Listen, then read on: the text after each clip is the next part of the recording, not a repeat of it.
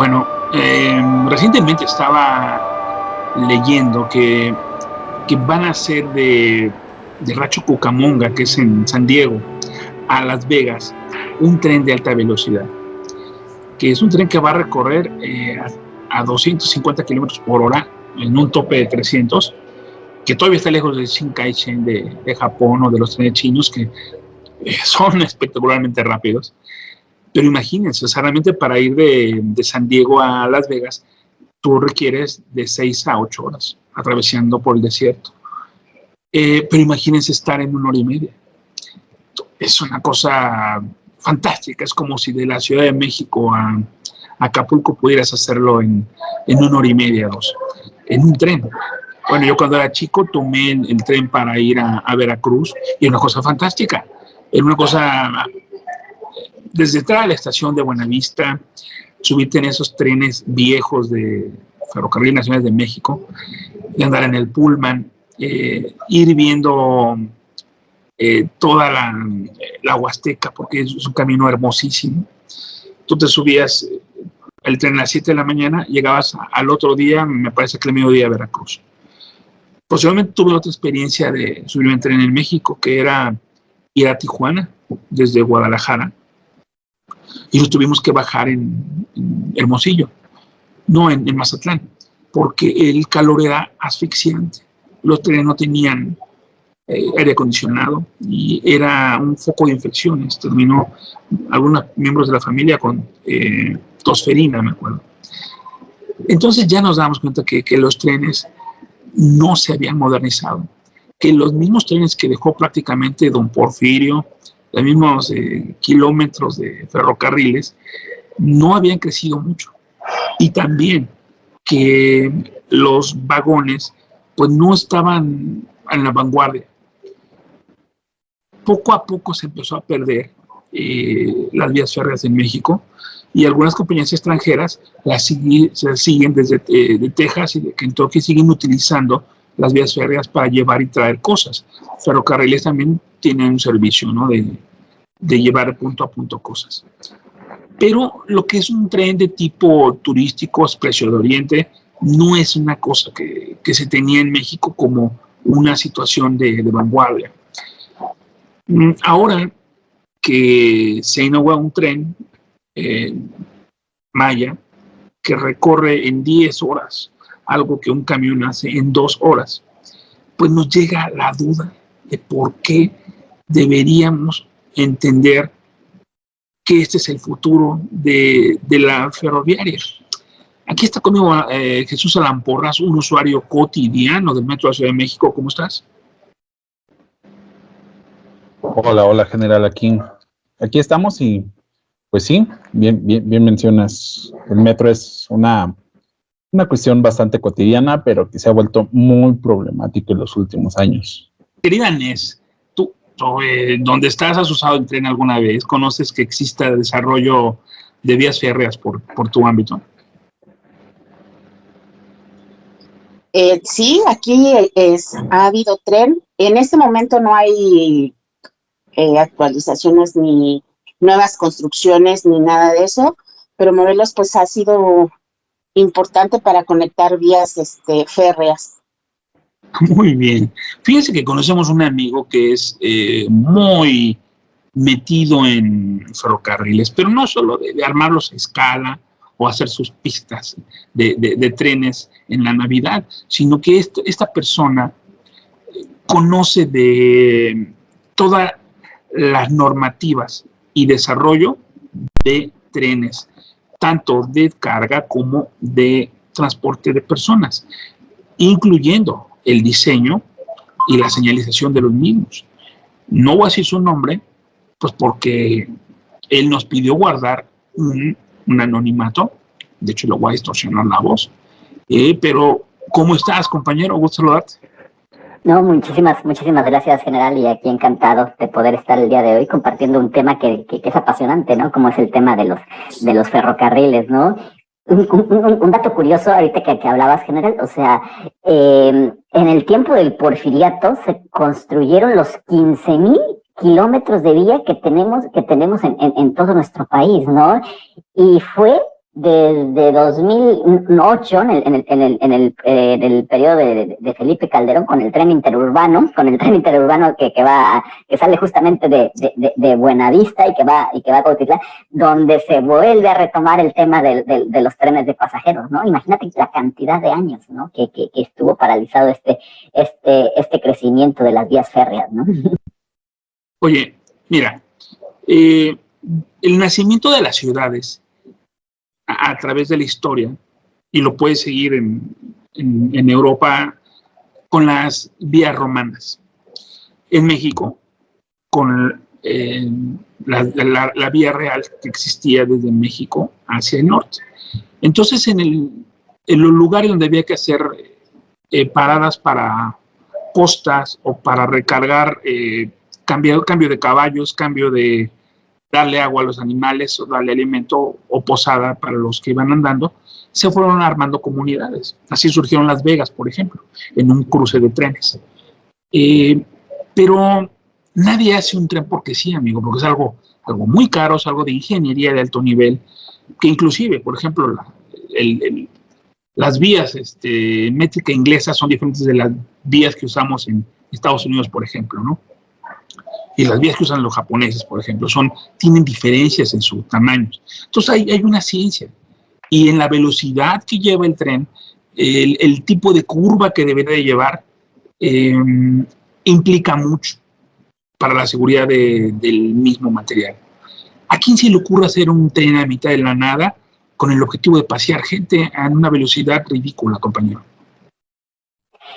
No, totalmente, general. Ahorita que hablabas justamente de los anchos de las vías, hay un dato curioso, fíjate, aquí en España, que es donde me encuentro, tenemos esta situación del ancho internacional, que es el que normalmente se utiliza por Europa, y aquí en España, durante la dictadura de Franco, se utilizó el ancho ibérico. Franco lo que buscaba era evitar una invasión por tren proveniente de Francia, ¿no? Entonces cambió el ancho de las vías en todo lo que fue España, y bueno, ya conforme pues obviamente termina la dictadura y empieza la evolución, se tenía este problema, ¿no? Esta convivencia entre ancho internacional y ancho ibérico. De hecho, hay una empresa del País Vasco que justamente desarrolla esta tecnología para hacer trenes con cambiadores de ancho, ¿no? Que permita justamente adaptarse tanto al ancho ibérico como al ancho internacional. Pero volviendo al tema y a tu pregunta que me comentabas, efectivamente, los proyectos ferroviarios representan un enorme derrama para cualquier gobierno. De hecho, muchas veces se dice que este tipo de proyectos nunca se recupera, nunca se recupera el gasto, ¿no? O sea, a veces están subvencionados por parte de los gobiernos. En el caso de Europa, pues se hace a través de los fondos europeos, ¿no? Los distintos proyectos ferroviarios que se encuentran, pues esos son subvencionados por estos fondos, ¿no? Entonces, obviamente, pues sí tiene que existir una estrategia y una visión de lo que se quiere construir y por qué, ¿verdad? Normalmente tú construyes un proyecto ferroviario para unir dos centros de población, ¿no? Justamente para un tema de movilidad, para de alguna manera sustituir o tener una opción adicional al coche, al vehículo, al autobús, y es por lo que construyes una línea de tren, una línea ferroviaria, ¿no?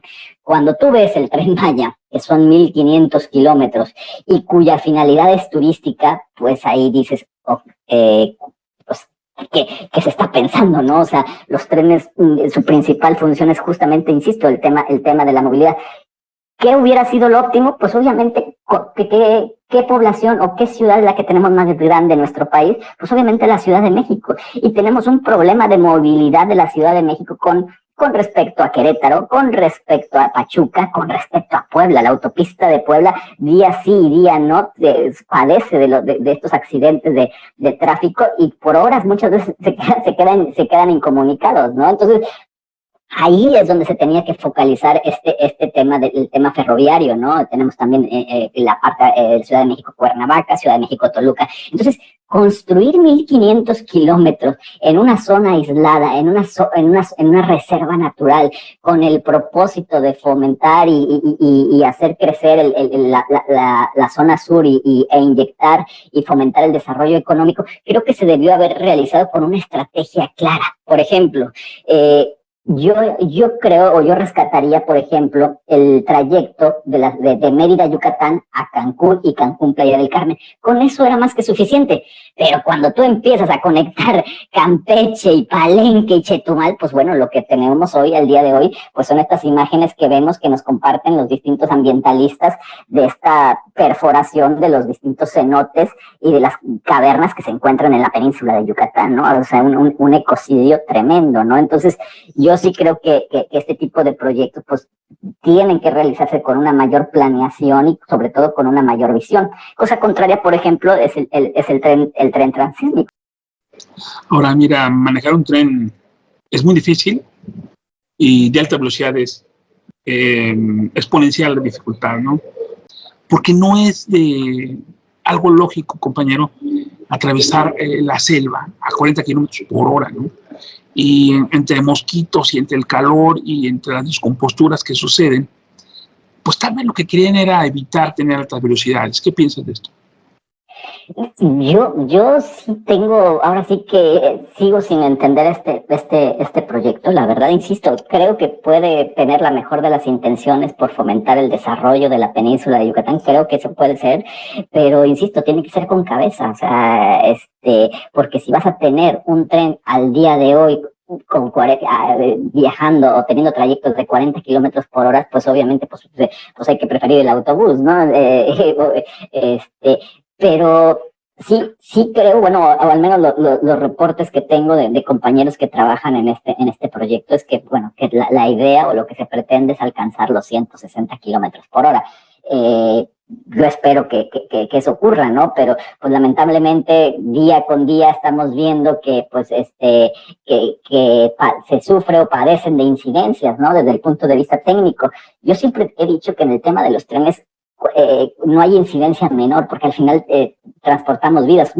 Como bien recordabas el accidente del tren Alvia que ocurrió aquí en el norte de España, en La Coruña, que efectivamente dejó 80 víctimas, ¿no? Entonces, yo sí creo que con este tema de los trenes, con el tema de los proyectos ferroviarios, no se puede jugar, porque al final son las vidas las que están en peligro, ¿no? Y hemos visto hace un par de semanas un descarrilamiento, ¿no? En una de las estaciones, que afortunadamente pues no iba a una velocidad alta, lo cual obviamente pues no trascendió más allá de lo anecdótico, pero esto nos permitió darnos cuenta y descubrir el tema del balastro, ¿no? O sea, de las especificaciones que deben cumplir y todo ello, ¿no? Entonces, yo sí creo, desde mi punto de vista, que antes del Tren Maya creo que se debió haber priorizado una conectividad a nivel ferroviario desde las principales zonas metropolitanas de nuestro país, en este caso la Ciudad de México, con sus alrededores. Inés, se ha acusado a este gobierno de abaratar los costos en base a hacer compras muy limitadas y muy pobres de los materiales. Lo que nos comentan los invitados del balastro, de una mala calidad de cimentación de las vías, las fotografías que hemos visto de los túneles, cenotes horadados. ¿Tú piensas que es un reflejo de cómo las cosas hoy en día en el gobierno, o consideras que es un acto de corrupción? Lo segundo, porque como bien lo dijo nuestro invitado, no es funcional. Entonces, ¿para qué es? Para lo único que sirve para eso, ¿no? Para obtener dinero. Y ya que mencionaste el balastro, me gustaría preguntarle a nuestro invitado por qué es tan importante la calidad de y para qué funciona. O sea, alguien común como yo que no sabe nada de trenes ni de eso, lo he escuchado mucho y sí me pregunto, porque yo lo digo, bueno, pues son solo piedritas, ¿no? Pero ¿para qué sirve exactamente? ¿Cuál es la importancia del balastro? Sí, lo que permite el balastro es justamente los trayectos y que de alguna forma no, tú sabes que con esas velocidades y ese calor y esa energía que se desprende de un traslado, de un trayecto ferroviario, pues el balasto lo que permite es compactar, tener esa facilidad justamente para que los rieles pues no se doblen. No sé si alcanzaron a ver las imágenes de cómo se veían los rieles, ¿no? Hasta doblados y todo. Justamente el balasto evita ese tipo de ¿cómo le puedo decir? De desplazamiento o de fisuras dentro de los rieles, ¿no? Yo reconozco que yo estoy más en la parte de la señalización, pero de un punto de vista general esa es la función que hace el balastro, ¿verdad? Dentro de los proyectos. De ahí la importancia de tener calidades tener materiales de buena calidad, ¿no? O sea, insisto, al final se mueven vidas, yo creo que ahí es donde tiene que existir la mayor de las prioridades, la mayor de las seguridades y el mayor de los cuidados, ¿no? En esta clase de proyectos. Jesús, ¿podrás esta oportunidad de preguntar algo en relación al metro, ya que tú eres un usuario constitucional de él, y tú te das cuenta que es un monstruo de 1.000.000 de cabezas? Es un monstruo de 1.000.000 de cabezas. Así es, general. Pues bueno, yo desde que tengo uso de memoria, me muevo en metro, ¿no? Yo viajé por primera vez en el metro solo, cuando tenía como unos 10, 11 años. Estoy hablando de que eso es prácticamente hace 14 años. Y creo que en estos tiempos ha habido una decadencia muy fuerte, ¿no? Desde la apertura de una última línea, que fue la línea 12, hemos visto que viene bastante en decadencia. Pero en estos últimos años, ¿no? Específicamente en este sexenio, se ha visto una caída estrepitosa respecto a la calidad del servicio. Este es un transporte de movilidad masiva que ha terminado muy extrañamente con varios conatos de incendio, ¿no? Ya comentó nuestro invitado respecto a que es un poco por las temperaturas que se trabajan y todo eso. Pero ¿qué otros factores pueden ser los que generan problemáticas, ¿no? Los conatos de incendio, los choques, independientemente de que haya fallos en sistemas que muchas veces son, tal vez, algunos pueden ser errores humanos, algunos no tantos. La falta de mantenimiento, la falta de presupuesto para mantenimiento es un problema bastante fuerte y que se ve reflejado entonces en el servicio. Te digo porque yo lo sufro, ¿no? Cada que voy a la facultad, hay días en donde digo, híjole, ojalá y no esté fallando el metro porque es pesadísimo. Y bien mencionas esta cuestión de la movilidad con otras urbes. Yo, por ejemplo, me muevo hacia la parte colindante de Hidalgo y el Estado de México, ¿no? Entonces creo que es igual una oportunidad que podría ahí atenderse, pero principalmente esta cuestión del mantenimiento es uno de los principales problemas que está afrontando el metro, sin importar la línea, porque todas están teniendo problemáticas. No importa que si es la 1, que es la más vieja, si es la 12, si es la 9, si es la 8, si es la 2. ¿A qué otros factores son los que pueden generar este tipo de problemáticas? No, pues mira, sí, sin duda la falta de mantenimiento es uno de los factores principales para que ocurran este tipo de situaciones. La falta de inversión, o sea, contamos, yo no sé si recuerden en algún momento que presentaron la imagen de un centro de control del metro que se quemó, parecía película del santo, ¿no? O sea, perdón la comparación, o sea, con un equipo de los años 70, eso te habla justamente de una falta de inversión y una falta de modernización de los sistemas de señalización. Y yo yo también soy un un usuario frecuente de los sistemas de transportes aquí en Europa, el del metro, y tú te das cuenta, ¿no? La constante modernización que existe con los sistemas de señalización. ¿Y en dónde te das cuenta? En la frecuencia de viajes. Cuando tú tienes un sistema de señalización moderno, lo que te permite es lanzar más trenes en una menor cantidad de tiempo, es decir, entre cada tren existe una diferencia de 2 minutos. No sé en la Ciudad de México cuánto sea la diferencia, pero vamos, o sea, con un sistema de señalización obsoleto como el que se tiene, o antiguo como el que se tiene, pues obviamente los tiempos son mayores, y esto obviamente pues hace que se acumulen más personas, y obviamente pues existe una sobreocupación de los vagones. Por otro lado, por ejemplo, y esto lo vimos en la línea 12, también la falta de conocimiento técnico por parte de las autoridades. Y me explico. O sea, la línea 12 es el claro ejemplo de justamente la falta de conocimiento técnico de las autoridades. Tenemos unos rieles para vehículos motores, para locomotoras, para material rodante, con llantas de caucho, con ruedas de caucho, ¿no? Está pensado. Y sin embargo compramos material rodante con ruedas de acero, ¿no?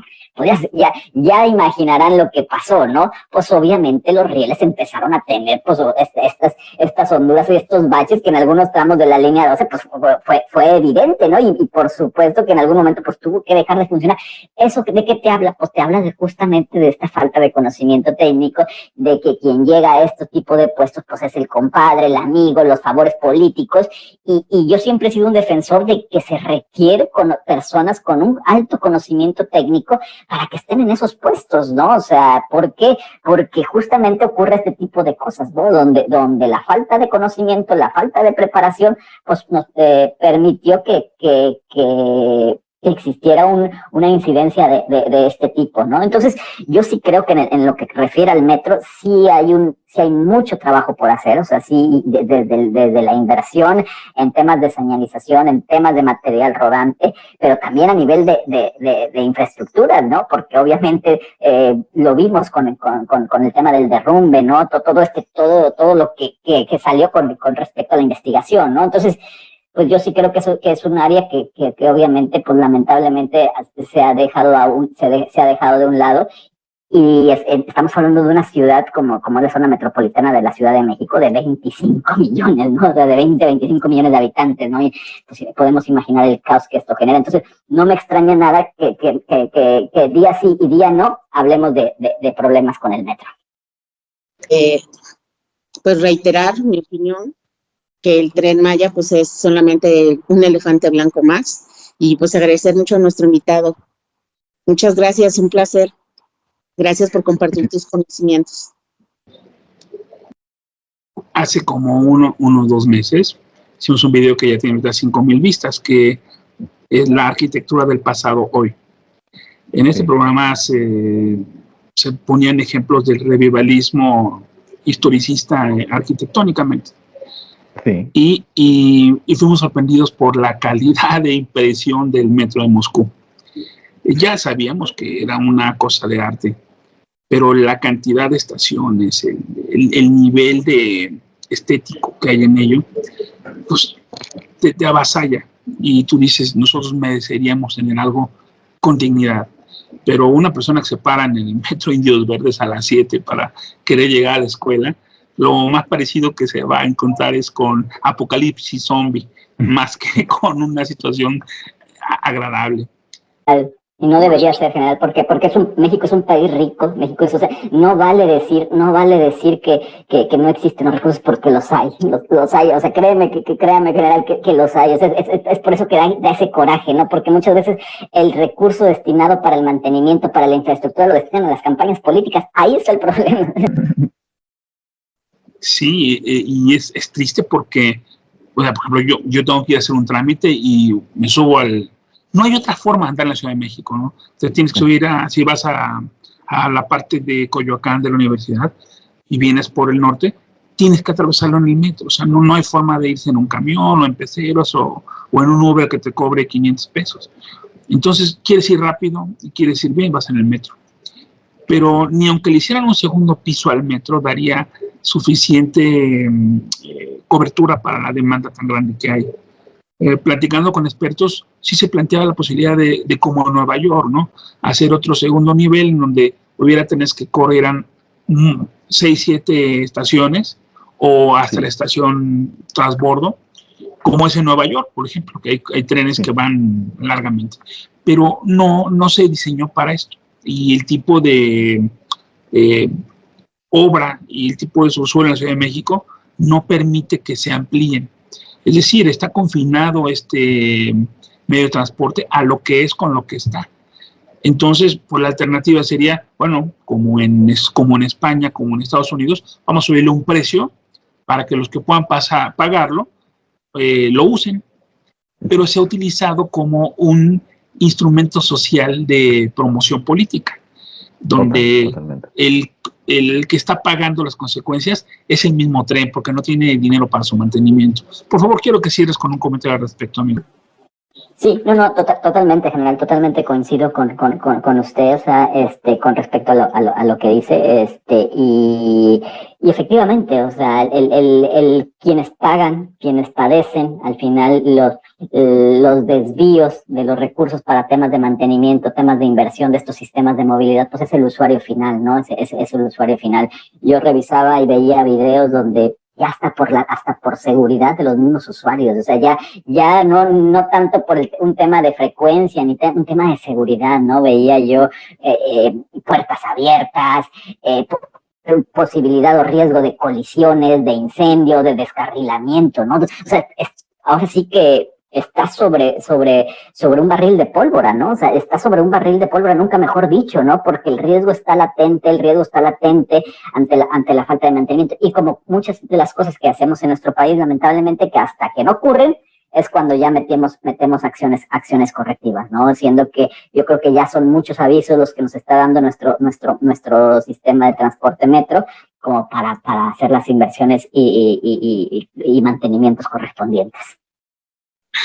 Te diré que el día que me tocó estar entre La Raza y Tlatelolco, que es uno de los más largos tramos, lo que van a ser como 3 kilómetros de túnel, y se abrió la puerta, ¿no? Y nadie se espantó, todos lo agradecimos porque por fin estaba entrando aire fresco. Imagínate que alguien se recargara ahí, carnal, imagínate, pues se va a las vías, se va vamos, o sea, es... No, pero es común el que se vaya la luz si estás en ese tipo de lugares. O sea, que estén 10 minutos, que no te ves la mano de tan oscuro que está, y con un calor asfixiante, y es una frecuencia inusitada, de veras. Agradecerles este espacio que nos permite justamente confrontar y compartir ideas sobre problemáticas y realidades que lamentablemente tenemos en nuestro país, ¿no? Y uno de estos, pues, es el sistema de transporte colectivo del metro, ¿no? En donde, por supuesto, que existe una necesidad y que hay una necesidad de inversión y de modernización de la infraestructura actual, ¿no? O sea, no podemos o no se puede permitir que sigan pasando este tipo de incidentes, no tanto por el tema de disponibilidad, que es importante, sino por el tema de la seguridad de los usuarios, porque al final, lamentablemente, quienes padecen y quienes sufren las consecuencias de estos recortes o esta falta de inversión, pues es el usuario final, en este caso los ciudadanos de la zona metropolitana de la Ciudad de México. Muchísimas gracias, querida Inés. Pues parece que tanto los trenes nuevos como los sistemas de transporte metro antiguos están en la 4T por el traste, amiga. Y pues si votan por Claudia, seguirán así. Muchas gracias, querida Inés, por invitar a personas tan distinguidas. Querido Jesús Porras, bueno, ya tienes una visión nueva ahora que te trepes al metro, pues analizarás con mayor criterio por qué nos toca vivir esta realidad. Amigo, muchas gracias. Así es, general. Y pues bueno, un dato ya prácticamente para irnos. La interestación entre La Raza y Tlatelolco es larga porque ahí iba a haber una estación, Nonoalco, no se hizo. Entonces, por eso es una de las más largas.